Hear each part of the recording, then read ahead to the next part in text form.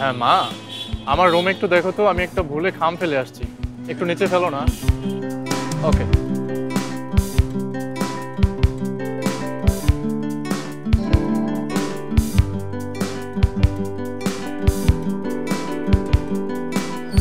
স্ট্রিজিং তাই না?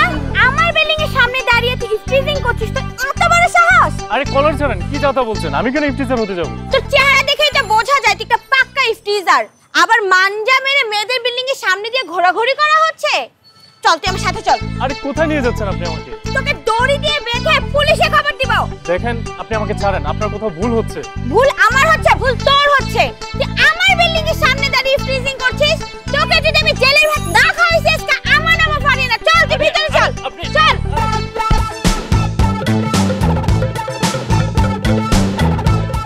মারে, তুই কি শিওর এই ছেলে টিচার? কেন, তোমার কি আমার কোনো কথা সন্দেহ হচ্ছে? না মানে ওর চেহারা পোশাক আশাক দেখে তো আভাঙ্গা মনে হচ্ছে। আমি নিজে দেখেছি এই ছেলে আমাদের বাড়ির নিচে দাঁড়িয়ে ইফটিজিং করছিল। বাবা তুই বখাটে আন্টি, বাবা দেখছো বাড়িওয়ালি আন্টিও এই বখাটেটাকে চেনে। নিশ্চিত এই বখাটেটা বাড়িওয়ালি আন্টিকেও বিরক্ত করেছে। এই মেয়ে, ও আমার ছেলে, তোমার এত বড় দুঃসাহস, তুমি আমার ছেলেকে এভাবে বেঁধে রাখছো? মা আমাকে বাঁচাও, দেখুন আমার হাত পা কিভাবে বেঁধে রেখেছে। আন্টি চুপ, চুপ, এখনই যাও দড়িটা খোলো। ভাবি, আমার মেয়ে আপনার ছেলেকে চিনতে পারেনি, তাই বলে এরকম গরু ছাগলের মতো করে বেঁধে রাখবে? এই মেয়ে, খুলে দাও, এখনই খুলো। মা আমি আপনাকে কতবার বলেছি যে আমি ইফটিজার না? দুনিয়ার সব কথাই তো বললেন আপনি, কিন্তু একটাবারও বললেন না আপনি এই বাড়িওয়ালি আন্টির ছেলে। ইচ্ছে করছে আপনার। মা চলো।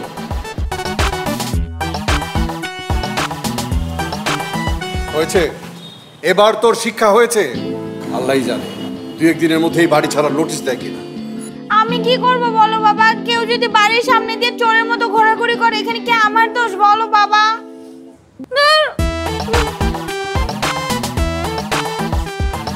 আল্লাহই জানে এই মেয়ের জন্য আমাকে আর কত বিপদে পড়তে হবে।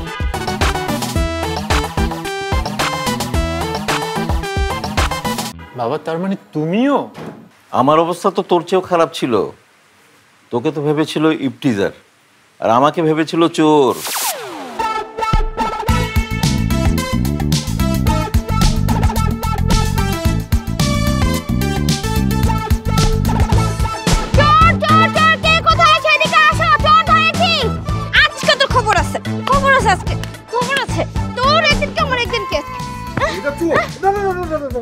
কি হয়েছে? এই যে বাবা, এই যে চোর, এই যে। বাবা তোমার তো সাহস অনেক, তুমি একাই এরকম একটা চোরকে ধরে ফেললা? জি আন্টি, আমার হাত থেকে পারলো না, এত সোজা না। আপনি পুলিশকে খবর দেন, আজকে খবর আছে, খবর আছে। শোনো শোনো, আগে গামছাটা ছড়াও, চোরের মুখটা দেখি। জি আন্টি, এই যে। আরে সাবরে বাবা, তুমি? আন্টি আপনি ওনাকে চিনেন?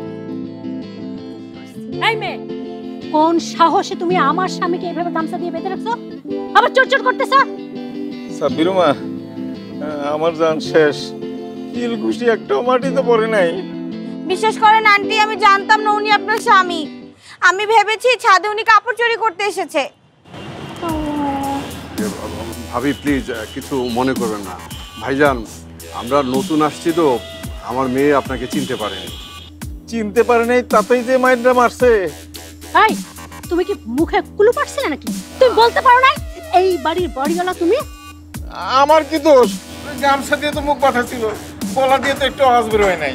দেখেছেন আন্টি, আমার কোনো দোষ নাই, সব দোষ এই গামছার।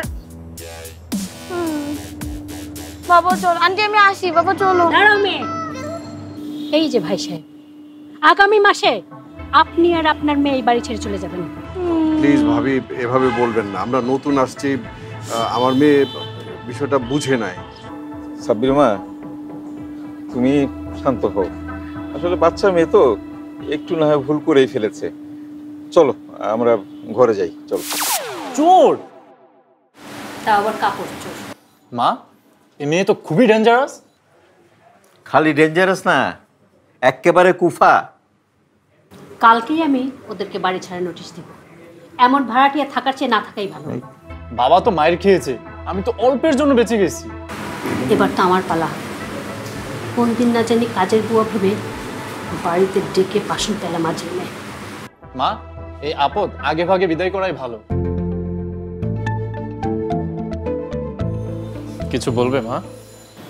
তোর মামা বলছিল তার কাছে নাকি খুব সুন্দর চমৎকার একটা পাত্রীর খোঁজ আছে। মা, কতবার বলবো, আমি এখন বিয়ে নিয়ে ভাবছি না। তা ভাববি কেন? আমার কষ্টের কথা কি এই সংসারে কেউ ভাবে? তোমার কষ্ট কমাতে গিয়ে আমি তো আমার কষ্ট বাড়াতে পারি না। শোন সাব্বির, আমার কথা শোন বাবা। মা, আমি তোমার সব কথা শুনবো, কিন্তু এই কথা ছাড়া।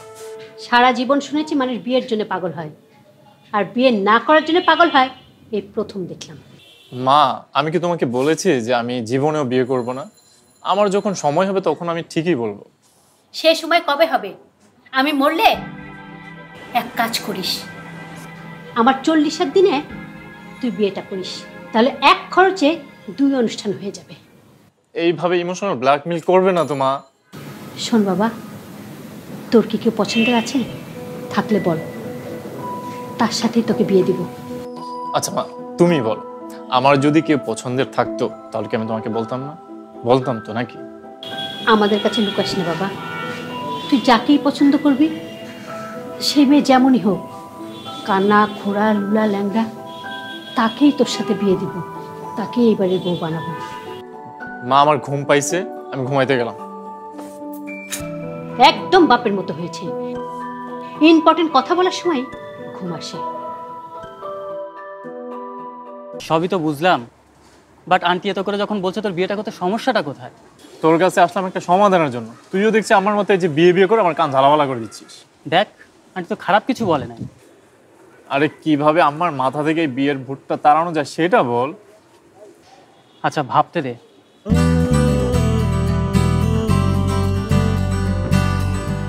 আইডিয়া। কি আইডিয়া বল? এমন একটা ঘষিটে মার্কা মেয়েকে তুই পছন্দ কর, যাকে দেখলে আন্টি বিয়ে ক্যান্সেল করে দেয়। আরে এমন মেয়ে কোথায় পাবো? মহল্লায় কি জল্লাদ মেয়ের অভাব পড়ছে নাকি? আরে আমি দেশে থাকি না 5 বছর, মহল্লার মেয়েদের হালচাল আমি জানি। আচ্ছা, রাশেদ চাচার মেয়ে সাদিয়াকে কেমন লাগে? ওই মেয়ে দেখতে শুনতে বেশ ভালো, আম্মা এক কথায় রাজি হয়ে যাবে। তাহলে বজলু চাচার মেয়ে জেরিন? আরে ভাই, ওই মেয়েও তো হুড়পড়ি। তুই এমন একটা মেয়ের নাম বল যে মেয়েকে দেখলে আতঙ্ক লাগে। এরকম তো কোনো মেয়ের কথা আমার মাথায় আসতেছে না। আরে বাহ, এরকম দজ্জাল টাইপের মেয়ে তো আমার হাতের নাগালেই আছে। মানে? আমার কাছে এমন একটা মেয়ের সন্ধান আছে যার কথা শুনলে আব্বা আম্মা দুজনেই এক বাক্যে বিয়ে ক্যান্সেল করে দেবে।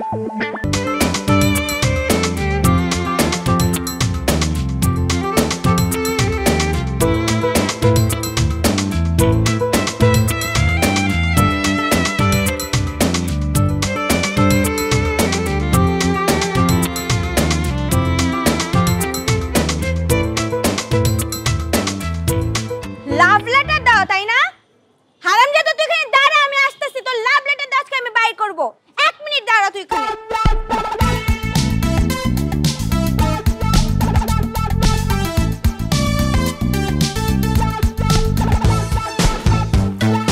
এই, ব্যাগ, ব্যাগ, আমার ব্যাগ নিল।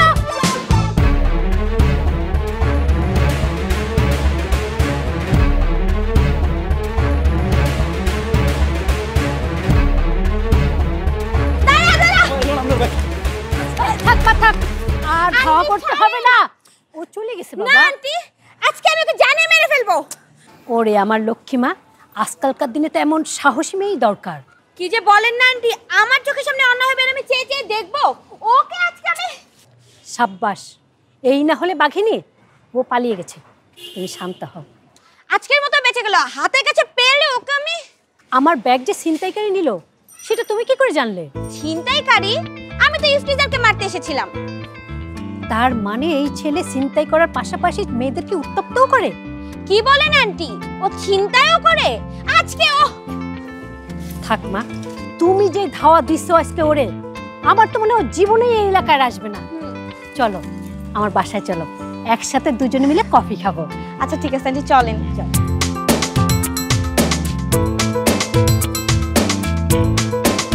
বাবা বাবা বাবা, কোটিপতি নীলাঞ্জনা চৌধুরীর মেয়ে রাস্তায় দাঁড়িয়ে ভ্যানের মধ্যে মা কিছু বলবি? হ্যাঁ মা, তাহলে তাড়াতাড়ি বলে ফেল, তোর আম্মু তো আবার সিরিয়াল দেখছে, এই সময় বিরক্ত করা তার পছন্দ না। খাওয়াতে পড়াতে মা, পারবি না, তাহলে কেন বিয়ে বাবা, করেছিলি? খবরদার, আমি বিয়ে আপনি আমার করব। স্বামীকে গালিগালাজ আচ্ছা, এই ছোট লোকের বাচ্চাকে জুতা পেটা করানো কি? উচিত। সত্যি তুই বিয়ে করবি? হ্যাঁ মা। এই সাব্বিরের বাবা, তুমি শোনো না, কালকে তুমি মসজিদে গিয়ে আচ্ছা 500 না না না না 1000 টাকা দান করবি। আরে 1000ও না, তোমার 1000 আর আমার 1000, 2000 টাকা দান করবো ইনশাআল্লাহ। শোন, কালকেই তাহলে তোর মামাকে পাত্রী খুঁজতে বলে দিই। মা, কষ্ট করে পাত্রী খুঁজতে যেতে হবে না, আমার একজনকে খুব পছন্দ। তাই নাকি? তাহলে তো ভালোই হবে। আমরা সবাই মিলে মেয়ের বাড়িতে যেয়ে একদিন বিয়ের কথা বলে আসব। কি বলো সাব্বিরের বাবা? আরে তুমি বললে কালকে গিয়ে মেয়ে দেখে আসতে পারি। বাবা, এত কষ্ট করে বেশি দূর যেতে হবে না, মেয়ে আমাদের এই বিল্ডিং এই থাকে। এই বিল্ডিং এ থাকে? হ্যাঁ। কোন মেয়েটা? ফারিয়া। কি? অসম্ভব, ওই জল্লাদ মেয়েকে এই বাড়ির বই করে আনা কোনোভাবেই সম্ভব না। তুমি চুপ করো। মাশাআল্লাহ, মেয়েকে আমার পছন্দ হয়েছে। মা, তুমি এটা কি বলতেছো?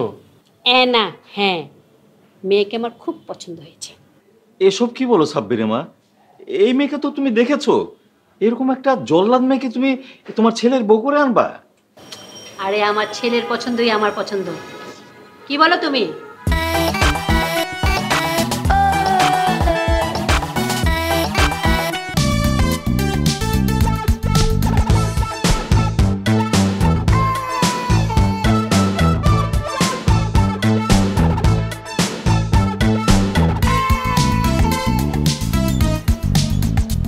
এই এদিকে আসেন, কিছু বলবেন? জি, আপনার সাথে একটু কথা ছিল। কি কথা? এটা আপনার জন্য। কি এটা? ধরেন, এটা লাভ লেটার। চোখ বন্ধ করে এবার গালে হাত দিয়েছেন কেন? আমি আরো ভাবলাম যে আপনি আমাকে থাপ্পড় মারবেন। আমি কেন আপনাকে থাপ্পড় দিব বলেন তো? না, আমি আপনাকে ভালোবাসার প্রস্তাব দিলাম, তাই আপনি যদি রাগ করে আবার আমাকে থাপ্পড় মারেন। ভালোবাসা তো অন্যায় না, আপনি ভালোবাসতেই পারেন। আচ্ছা, আমি ধরে নিচ্ছি আপনি আমার ভালোবাসা অ্যাকসেপ্ট করেন নাই। আমি আসি। হ্যাঁ, শুনুন, আমি কখন বললাম আমি আপনার প্রেমের প্রস্তাব অ্যাকসেপ্ট করিনি? আমাকে একটু ভাবার সময় দিন। না না, এসব ভাবাভাবির দরকার নেই, বুঝছেন? আমি ধরে নেন যে আমি একটা বখাটে। এইবার কিন্তু আমি রেগে যাচ্ছি। আমি বাসায় গিয়ে ঠান্ডা মাথায় চিন্তা ভাবনা করে আপনার উত্তরটা দিব, ঠিক আছে? আচ্ছা আচ্ছা, ঠিক আছে, আপনি কাল পরশু বা যেদিন সময় পান আপনি জানিয়ে দিবেন, তাহলেই হবে।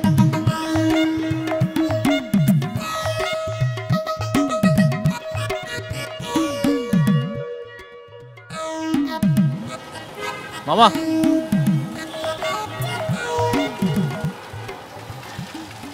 13 নম্বর সেক্টর, চলো। আরে আরে আচ্ছা, আপনি নামলেন কেন? আপনি আমার রিক্সা উঠলেন কেন? আমি কি রিক্সার জন্য দাঁড়িয়ে থাকবো? আপনি রিক্সা নিয়েছেন তাই আপনার সাথে উঠে গেছি। কেন, কোনো সমস্যা? অবশ্যই সমস্যা। আপনি আমি একই রিক্সাতে কিভাবে যাব? কেন, রিক্সায় তো অনেক জায়গা, দুজন অনায়াসে বসে যাবে। আমি তো সেটা বলিনি। আপনি আমি একসাথে রিক্সায় দেখলে মানুষ কি ভাববে? মানুষ কি ভাববে? আপনি যদি এখন রিক্সা উঠে না বসেন তাহলে কিন্তু আমি রেগে যাবো।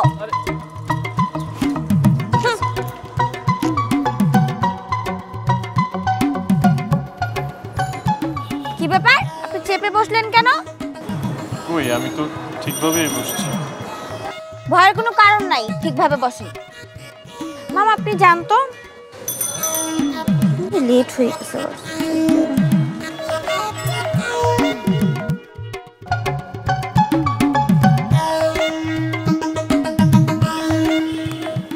সাব্বির, তোর মতিগতি তো আমার কোনো পছন্দ হচ্ছে না। কেন মা? তুই সেদিন নিজের মুখে বললি ফারিয়াকে তুই পছন্দ করিস, অথচ দেখ বিয়ে শাদী নামই নিচ্ছিস না। আমার কপালে মনে হয় বিয়ে শাদী নাই মা। কেন বিয়ে শাদী নাই? আমি ফারিয়াকে ভালোবাসলে কি হবে? ফারিয়া তো আমাকে ভালোবাসে না। দেশে কি মেয়ের অভাব পড়ছে নাকি? এক ফারিয়া যাবে, 1000 ফারিয়া আসবে। তোর জন্য আমি ফারিয়ার থেকে 1000 গুণ ভালো মেয়ে নিয়ে আসবো। না মা, ভালোবাসা মানুষের জীবনে একবারই আসে। আমি ফারিয়ার জায়গায় অন্য কাউকে জায়গা দিতে পারবো না।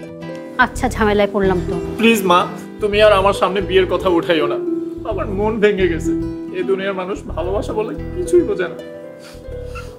আমি আর কাউকে বিয়ে করতে পারবো না। আচ্ছা আচ্ছা, তুই শান্ত হ, তোকে বিয়ে করতে হবে না।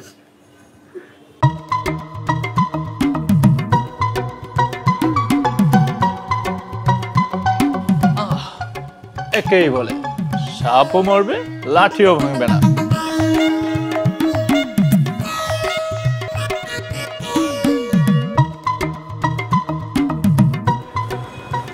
এই যে মিস্টার।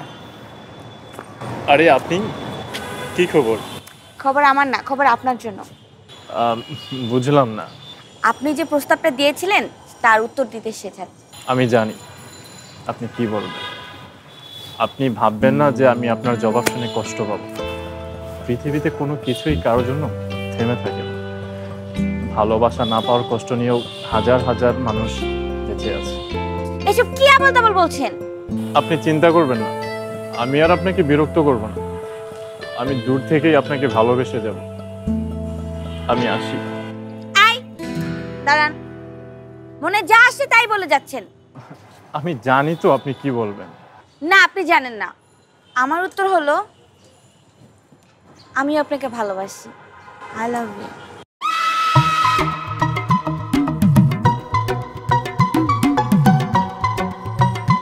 কই গেল সাব্বি?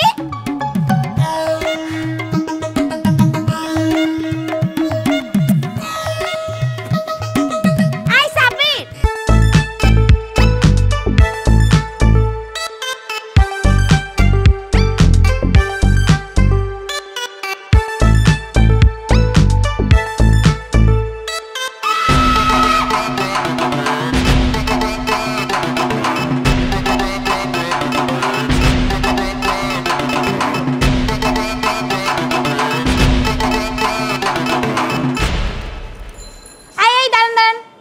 জি বলেন।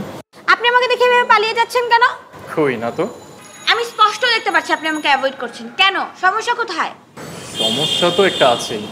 সেই সমস্যাটা হচ্ছে আপনার ভালোবাসা। মানে? আপনাকে কে বলেছে আমার ভালোবাসার প্রস্তাবে রাজি হতে? আপনার কোনো কথাই তো আমি বুঝতে পারছি না। আমার হিসাব অনুযায়ী আমি আপনাকে ভালোবাসার প্রস্তাব দেব আর আপনি আমাকে রিজেক্ট করে দিবেন। আরে কি বলছেন? আমি কেন আপনাকে রিজেক্ট করব? আমি তো আপনাকে সত্যি সত্যি ভালোবাসি। আরে এটাই তো ঝামেলা। আপনি আমাকে রিজেক্ট করলে তবেই তো প্ল্যানটা সাকসেস হবে আমার। প্ল্যান? আচ্ছা তাহলে শুনেন।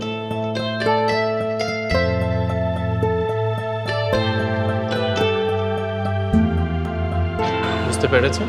তার মানে আপনি শুধু বিয়ের হাত থেকে বাঁচার জন্য আমার সাথে ভালোবাসার নাটক করেছেন? এক্স্যাক্টলি। ঠিক আছে। দাঁড়ান, কোথায় যাচ্ছেন? আমার কথার তো জবাব দিলেন না। আমার মা যদি জিজ্ঞাসা করে কি বলবেন তাকে? আচ্ছা ঠিক আছে, আপনি যেমনটা চাচ্ছেন তেমনটাই হবে। আমি আন্টিকে বলে দিব। আমি আজকে আসছি।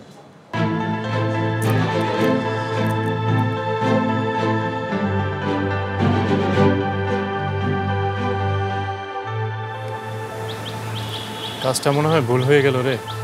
কোন কাজ? ফারিয়া মেয়েটাকে যেমনটা ভেবেছিলাম ও আসলে তেমনটা না। খুব সাধারণ সরল একটা মেয়ে। তুই কিভাবে বুঝলি? আর আমি যখন পুরো ঘটনা ওকে বলতেছিলাম তখন ওর দিকে তাকিয়ে দেখলাম যে আরেকটু হলে বোধহয় কেঁদেই ফেলবে। মেয়েটা মনে হয় সত্যি সত্যি তোরে ভালোবেসে ফেলছে। আমারও তাই মনে হচ্ছে। এখন কি করবি তাহলে? জানি না রে। কিরে মা, এরকম মন খারাপ করে বসে আছিস? আচ্ছা বাবা, আমি কি অনেক খারাপ মানুষ? কে বলেছে আমার মেয়ে খারাপ? আমার মেয়ে হচ্ছে এই পৃথিবীর সবচাইতে লক্ষ্মী মেয়ে। বাবা, আমি বিয়ে করার জন্য ডিসিশন নিয়েছি। তাই নাকি? আলহামদুলিল্লাহ। তামা তোর কোনো পছন্দের পাত্র আছে? না বাবা, আমার কোনো পছন্দের পাত্র নেই। তুমি যেই পাত্রকে পছন্দ করে আমার সাথে বিয়ে দিতে চাও আমি সেটাতেই রাজি আছি। খুব ভালো কথা। আচ্ছা কাজ করি, তোর মামাকে ফোন দে। ওকে ফোন দিয়ে বলি পাত্রের সন্ধান করতে। কথা বলি।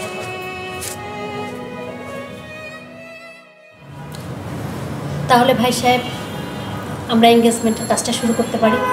জি অবশ্যই। পারিয়া, মা তোমার কিছু বলার আছে? জি না। আপনি চাইলে এখনো রিজেক্ট করতে পারেন। আর যদি সত্যি সত্যি রাজি থাকেন তাহলে আপনার সম্মতি পেলে হাতে আংটিটা পরে দেব। আপনারা? হ্যাঁ আমরা। তাহলে সেদিন যে এত কিছু বললেন? সেদিন আমি যা বলেছিলাম তা না বুঝে বলেছিলাম। আসলে আমি জানতাম না ভালোবাসা কাকে বলে।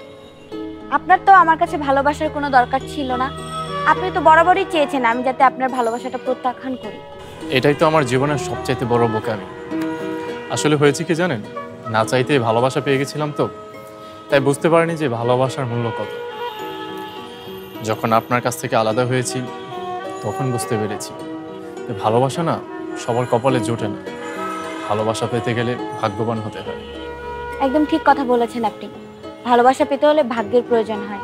এই দেখেন না, আমার কপালেই কোনো ভালোবাসা নেই। আমি তো আপনাকে ভালোবাসি। আপনার ভালোবাসার তো কোনো ঠিক ঠিকানা নেই। আপনি একবার এসে বলবেন ভালোবাসি, আরেকবার এসে বলবেন ভালোবাসি না। এই যে আমি কান ধরছি আর কখনোই আমার কথা নড়চড় হবে না। নড়চড় হলেও সমস্যা নেই, আপনি তো আমাকে চেনেন। এক ঘুষি মেরে দাঁত ফেলে দিব। দাঁত? শুধু দাঁত না, কিল মেরে নাকটাও ফাটিয়ে দিব। মা তো ঠিকই বলে, আপনি আসলে একটা দরজাল। কি ডেঞ্জারাস মেয়ে। কি? আমি দরজাল? আমি ডেঞ্জারাস? এই কত বড় সাহস! আমি